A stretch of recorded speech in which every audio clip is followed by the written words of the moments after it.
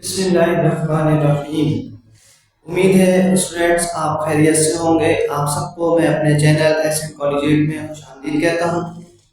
इंशाअल्लाह आज हम अपनी क्लास में प्रेजेंट परफेक्ट कंटिन्यूअस स्टडी करेंगे, आगाज़ करेंगे।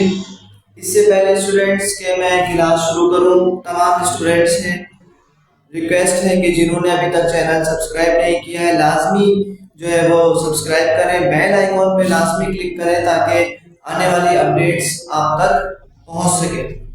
बहुत से स्टूडेंट्स ऐसे हैं जिन्होंने सब्सक्राइब तो कर दिया है लेकिन बेल आइकॉन पे क्लिक नहीं किया है और फिर वो मुझे पर्सनल पे पूछ रहे होते हैं, सर आपने वो फला क्लास नहीं पढ़ाई, आपने वो वाली फैमिली नहीं समझाई, आपने उसकी ट्रांसलेशन नहीं कराई, एक्टिव पैसेज नहीं कराया आपने सर अभी तक। तो इसकी वजह यह है स्टूडेंट्स कि आप लोगों ने बेल आइकॉन पे क्लिक नहीं किया, आप लोगों को अपडेट नहीं मिलती, इस वजह से आपको मालूम ही नहीं है कि हम अपनी क्लासेस कौन सी कवर अप कर चुके हैं।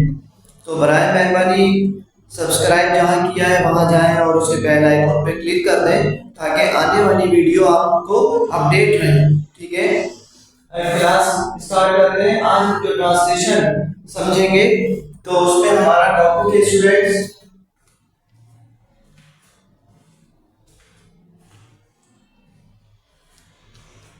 आज हमारी फैमिली में जो टॉपिक है हमारे पास स्टूडेंट्स वो है प्रेजेंट परफेक्ट कंटिन्यू।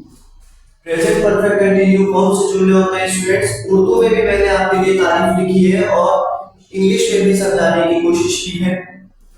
ज़माने हाल के ऐसे जुमले जिनमें काम माजी में जारी हुआ, प्रीवियस पर माजी में जारी हुआ लेकिन अब भी वो काम जारी है, तो वो जुमले प्रेजेंट परफेक्ट कंटीन्यूअस के जुमले कहलाते हैं।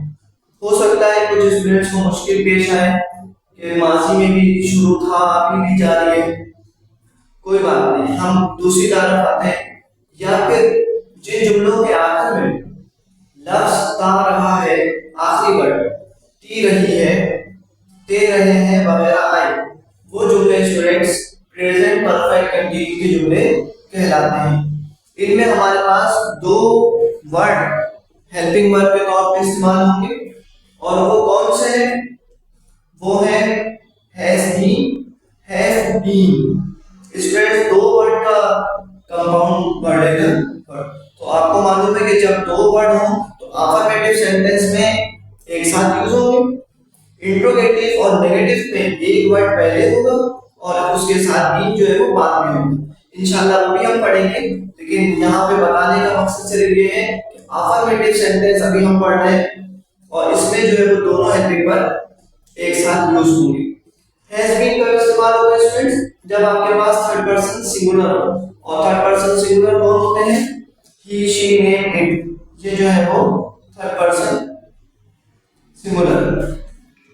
हैव बीन का इस्तेमाल होगा जब आपके पास सब्जेक्ट यू हो, वी हो, दे हो या फिर आई, यानी first person, second person, third person plural. इसमें जो है आपने हैव यूज करना है। इसका स्ट्रक्चर भी हम देख लेते हैं।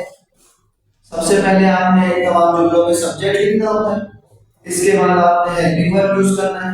हेल्पिंग वर्ब आप सब्जेक्ट की मुनासिबत से यूज करेंगे। फिर इसके बाद सब्जेक्ट, हेल्पिंग वर्ब, वर्ब और वर्ब के साथ क्या लगाएंगे स्टूडेंट्स? आईएनजी।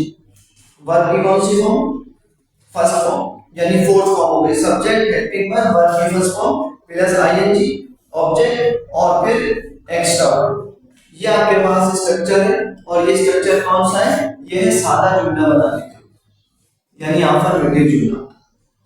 जब आप अफर्मेटिव जुमला फॉलो करेंगे तो फिर आपने जो है वो ये स्ट्रक्चर फॉलो करना है। मजीद इसको समझते हैं क्योंकि इसमें जो है स्टूडेंट्स हमारे पास फॉर और सिंस का कॉन्सेप्ट आता है, यूज आता है, और बहुत से बच्चों को जो है वो सिंस और फॉर का कॉन्सेप्ट ताहाल मालूम नहीं होता। तो इसको भी देखते हैं। आइडेंटिफिकेशन, पहचान। To talk about an action, जब आप किसी ऐसे काम के बारे में बात करें which start in the past, जो माजी में इस्तेमाल हो, जैसे यहाँ लिखा है कि माजी में इस्तेमाल हुआ था लेकिन अब भी काम जारी है, and still is going on, और अब भी वो काम जारी है, तो वो जो है आपके प्रेजेंट परफेक्ट प्रोग्रेसिव कहलाते हैं। यूजुअली पॉइंट ऑफ और पीरियड ऑफ टाइम, आमतौर पे इस पे पॉइंट ऑफ टाइम या फिर पीरियड ऑफ टाइम दिया होता है। ये क्या चीज है पॉइंट ऑफ टाइम और पीरियड ऑफ टाइम स्टूडेंट्स? अगर आपके पास स्टार्टिंग पॉइंट मालूम है कि आपने फला काम फला वक्त से शुरू किया है, तो उसमें हम सिंस लगाएंगे। 1990 से शुरू किया है, 2005 से शुरू किया है, 2020 से शुरू किया है, तो आपके पास वो क्या है, वो स्टार्टिंग पॉइंट आपको मालूम है कि 2005 से आपने वो काम शुरू किया है। ये नहीं मालूम कि 2005 में जनवरी से किया है, मार्च से किया है, मई से किया है या जून से किया है, नहीं मालूम। हाँ, ये भी मालूम है कि सन 2005 से किया है, जनवरी से किया है, लेकिन जनवरी में ये नहीं मालूम कि 1 जनवरी है या 20 जनवरी है, 31 जनवरी है, तो आपको ये नहीं मालूम। सिर्फ ये मालूम है कि स्टार्टिंग पॉइंट जो है वो हमारा जनवरी 2005 है, तो आपने वहां पर सिंस यूज करना है। फॉर का इस्तेमाल कहाँ है? The amount of time spend, वो वक्त जो आप गुजार चुके हो, यानी आपको मालूम है कि 2 घंटे से मैं खड़ा हूं, 4 दिन से, यानी आप इतना वक्त उस पर गुजार चुके हैं, तो वहां पर आपने फॉर यूज करना है। यानी पीरियड ऑफ टाइम, जितना वक्त आप किसी चीज पे गुजार चुके हैं और आपको वो मालूम है, 1 दिन, 2 दिन, 4 दिन, 2 महीने, 6 महीने, पीरियड ऑफ टाइम आपको मालूम है, तो वहां पर आपने फॉर यूज करना है। ठीक है, मेरी अपनी कंक्लूजन ऐसी है कि मैं ये कहता हूं मजीद कि जो टाइम आपको घड़ी में, क्लॉक में मेंशन हो जाए, उसमें आपने फॉर यूज करना है, और जो टाइम आपको घड़ी में मेंशन ना हो सके, उसमें सिंस यूज करना है। फॉर एग्जांपल, सुबह से, सुबह 6 बजे, सुबह 7 बजे, सुबह 5 बजे, सुबह 8 बजे, सुबह 9 बजे, नहीं मालूम, और तो ये सुबह जो है वो घड़ी में नहीं बजती। सिंस मॉर्निंग, सिंस इवनिंग, जनवरी से, फरवरी से, जनवरी फरवरी घड़ी में नहीं बजती, सिंस। ठीक है, 2 दिन से, 2, तो 2 जो है घड़ी में बजते हैं, फॉर। आप एप्लीकेशन लिखते लिखते सिक लीव्स फॉर 4 डेज, 4 दिन की बात नहीं कर रहा हूं मैं, 4 की बात कर रहा हूं, 4 घड़ी में बजते हैं, फॉर। नहीं तो हम अपनी तारीफ की तरफ आ जाए कि आपको पता है कि 4 दिन के लिए मैं बाहर जा रहा हूँ, यानी 4 दिन मैं वहां स्पेंड करूंगा, तो फिर आपने वहां पे एप्लीकेशन में फॉर यूज करना होता है। ठीक है, उम्मीद है आपको जरूर मेरी बात समझ आई होगी। इसे जरूर कमेंट कीजिएगा कि आपको क्लास कैसी लग रही है, समझ आ रहा है, नहीं आ रहा। ठीक है, आइए इसके अफर्मेटिव सेंटेंस की तरफ बढ़ते हैं, इसकी प्रैक्टिस करते हैं, किस तरीके से इसे बनाते हैं।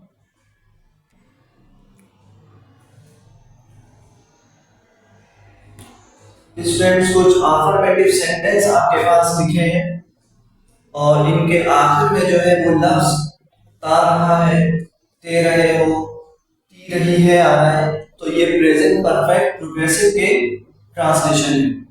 मैं बाजार से फल खरीदता रहा हूं, तो आई सब्जेक्ट, आई के साथ हेल्पिंग वर्ब कौन सा यूज होगा, हैव बीन। अफर्मेटिव जुमला है, दोनों हेल्पिंग वर्ब एक साथ आ जाएंगे। I have been buying, verb के first form plus ING, I have been buying fruits, फल, ऑब्जेक्ट, एक्स्ट्रा वर्ड बाजार से, फ्रॉम मार्केट, फ्रॉम मार्केट। तुम अपने बस्ते में कलम रखते रहे हो,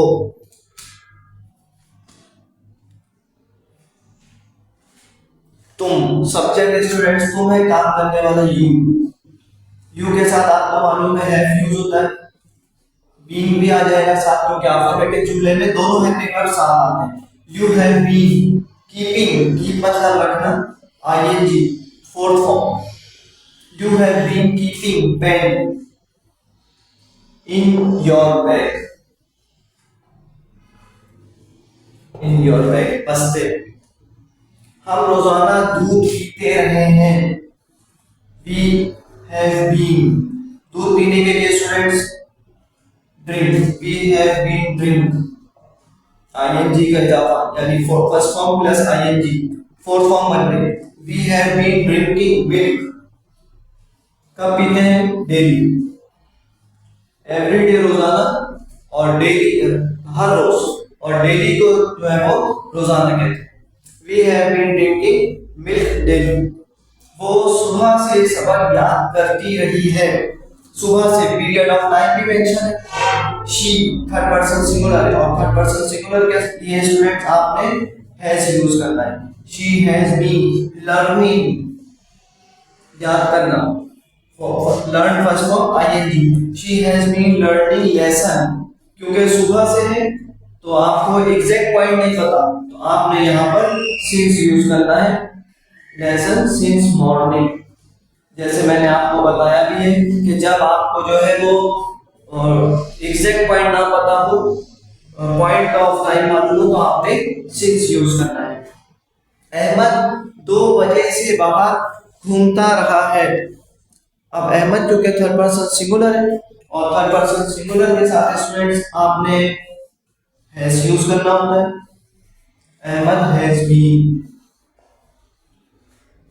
बाहर घूमना, बाहर घूमने को क्या कहेंगे? आउटिंग, तफरी। Ahmad has been outing.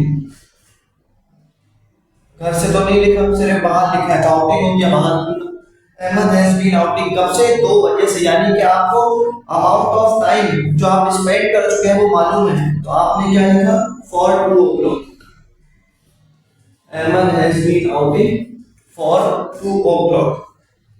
ठीक है स्टूडेंट्स, उम्मीद है आपको ये ट्रांसलेशन समझ आई होगी। जरूर इसको शेयर कीजिए, लाइक कमेंट करें, सब्सक्राइब करें, बेल आइकॉन पे क्लिक करें। दुआओं में याद रखिएगा। अल्लाह हाफिज।